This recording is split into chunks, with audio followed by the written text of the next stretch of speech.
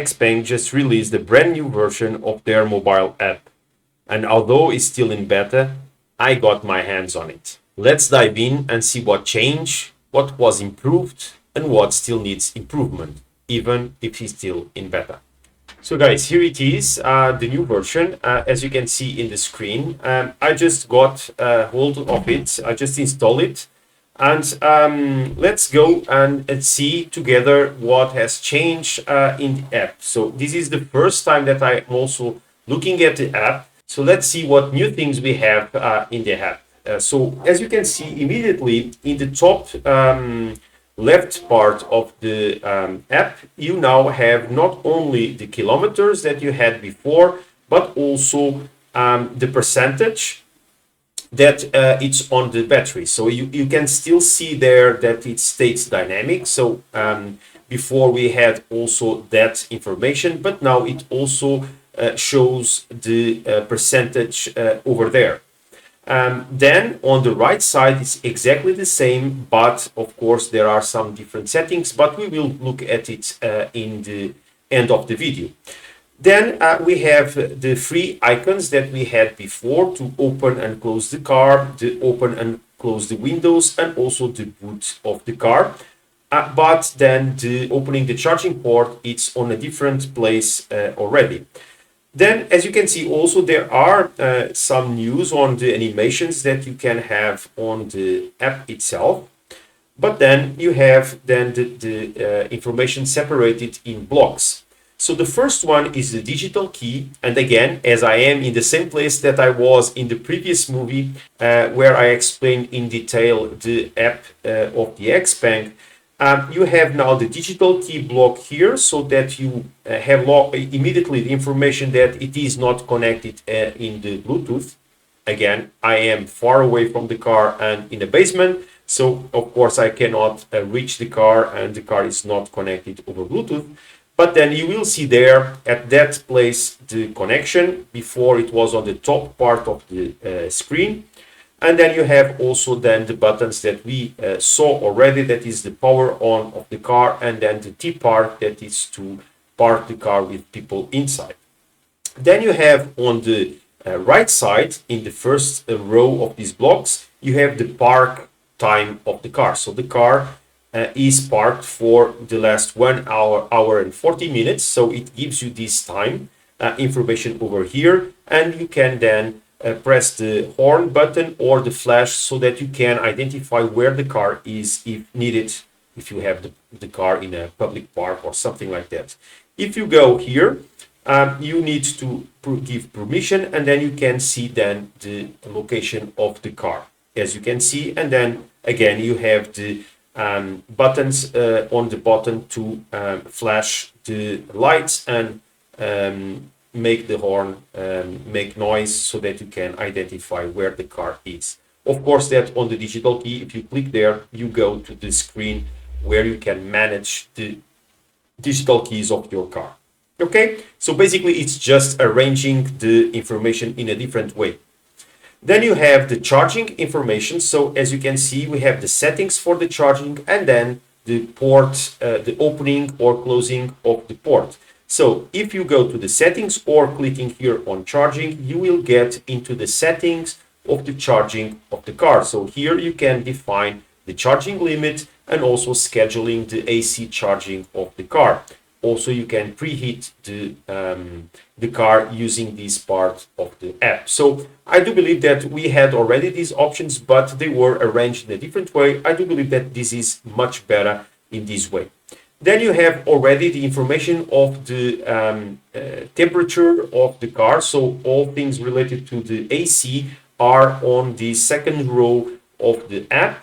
And you can see immediately, even without accessing the AC, you have already the information of the temperature inside the car. So this is useful because before you had to turn on the AC so that you could see the interior temperature of the car. But now you have it already there. So you can then much easier decide if you want to max cool the car or not. Okay. And if you click, of course, on the arrow, you will get into the AC controls of the car that are more or less equivalent to the ones that we had before. So scheduling and defining temperature, and then turning on, off, and then also turning on maximum heating, maximum cooling, sterilization, refresh, AC cleaning. So it's more or less the same that we had before. It's just arranged in a different way.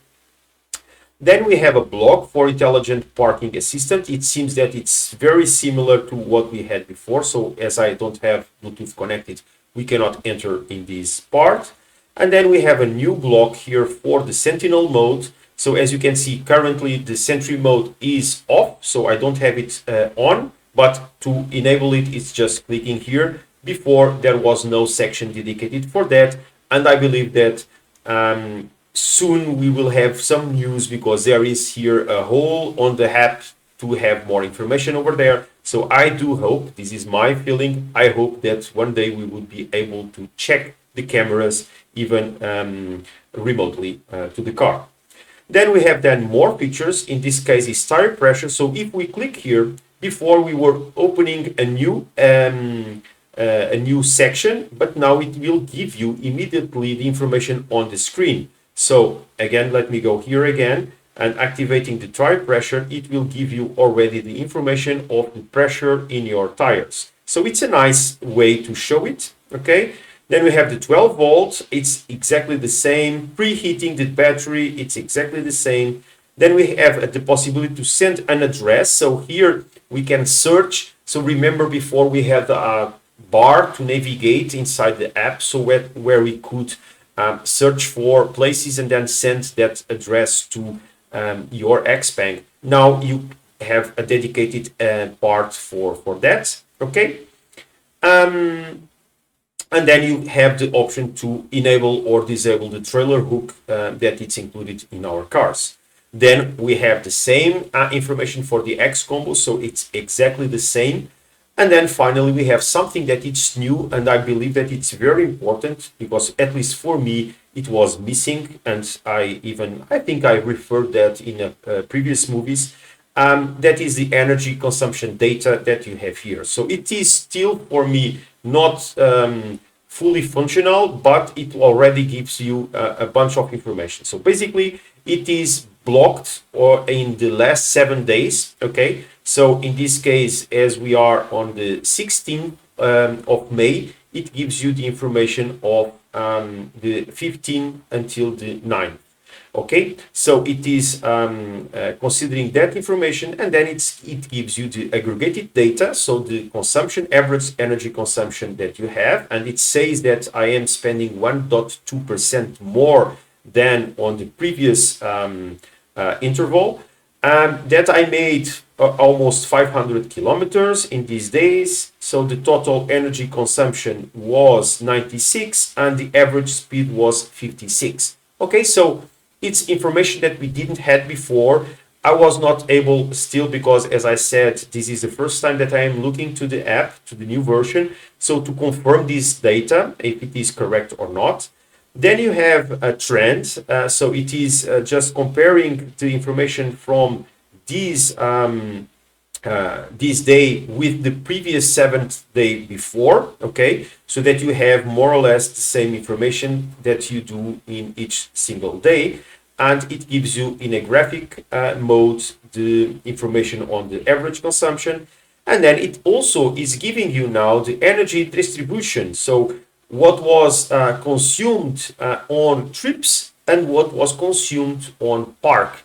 So as you know, when the car is parked, it is still consuming energy, especially if you are using Sentry mode, for instance. So it is a nice information so that you can in fact see which is the consumption while you drive or not. It doesn't change the way that I will continue to provide information on the energy that I spend, because even parked, it is energy that is being consumed, and we need to take that in consideration for the consumptions of the month. So of course it's not used for the consumption of a single trip, but it's used for monthly analysis of the consumption. And then you can have more information on the trip. So what was part of the car that consumed the energy. So in this case, electric drive system or others. So I do believe that one day we will have this in more detail. Let's see, but for now it is very good.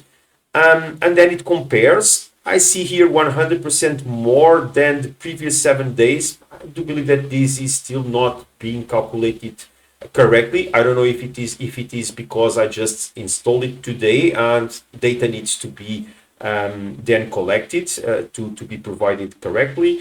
But then you can also go and check the parking consumption here, and even you can see the daily records. So if I go, for instance, for yesterday, I can see that I consumed an average, the average consumption was 16.8, and the kilometers made was around 270 in one day. So it is a nice touch from XPeng to give us this information, because we didn't have this, and for me it is very important to have this data, because I do like this stuff. So basically this is it. The other things are more or less the same. So Explorer still gives you a bunch of sales information. Service is again the same, so you can see that I have already made 10,000 kilometers. A new video about that, it's coming soon. And that the next maintenance, it's on 10,000 or more, 10,000 or 285 days. Then we have also the events, it's exactly the same, and the account. As you see, now we have some images that we can assign to our account, and I am this little lizard here. And then finally, let's go here just for the configurations to see if there is something different. So we see the information of the vehicle, dark mode or light mode. So this is just the appearance. So let me just show you how light mode is. Okay, so if you prefer the light mode, it's okay. Then we have also the style. So you can have the classic layout, that it's the previous layout. So if I just turn it on, you will see that it will bring the layout that we had before, but with the new information that we currently have now. Okay, so the way that these icons here for the vehicle control are then displayed are exactly the same as in the previous app, but then we still have the new functionalities available. So it's nice. If you like the old design better, you can change it here for the classical layout. I do prefer the new one. So let me change it back. Then you have also here the display the vehicle location on the home page. So we showed that before. We can display or hide. I have it on display. Vehicle authorization. So this is the key management. So if you want to provide keys to other persons, you can provide it over here. Status notifications if you want to receive or not. And then you have also settings for the charging here. And then the OS version, the system update, it's stating that it's the last version, and the total mileage that I have in my car. So guys, this is it. So this is the quick video that I plan to do on the new app. And I do believe that it's nice improvements here, new information, new data that it's provided to us. It seems that it's working well. Besides that, I do believe that in terms of improvements, I would like also still to have the remote access to the cameras, but I don't know if this is still a problem with the European Union regulations or not. And I don't know if on these consumption information, if this is already updated, if the car was already collecting this information, or if it is starting collecting now, because there are here some data that I do believe that it's wrong. So for instance here the 100% more comparing with the last 7 days. I don't believe so, because I don't believe that I did the double here, but let's see. I will continue to analyze the app, and when the final release is made, if needed, I will do another quick video for to give you guys the information that needs to be given. So guys, thank you very much again. If you already got this new beta version, and if you have any comment, any remark that I didn't mention, just leave on the comments. If you don't know how to get the beta version on the Play Store, you need to ask permission for the beta. Sometimes people do not have access to that. it is available already in some places, the apps itself. So for instance, on Android, you can download the 3.0 app to install it. On Apple, you need to sign in for the beta tester application. But if you need info on that, just let me know, and I will try to guide you through that so that you can get the beta version also. And that's it, guys. So if you like this type of content, just leave your like, do subscribe the channel, and I see you in the next one. Bye bye, guys.